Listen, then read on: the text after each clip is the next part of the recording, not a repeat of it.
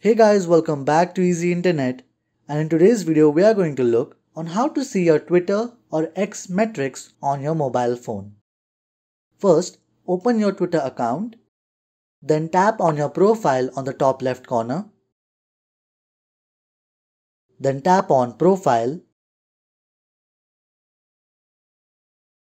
tap on Edit Profile,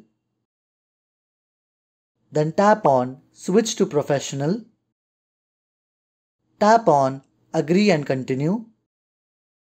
Type a little description about yourself here. Then tap on Next.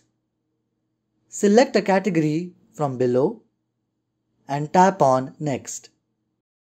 Keep the account type to Business and tap on Next.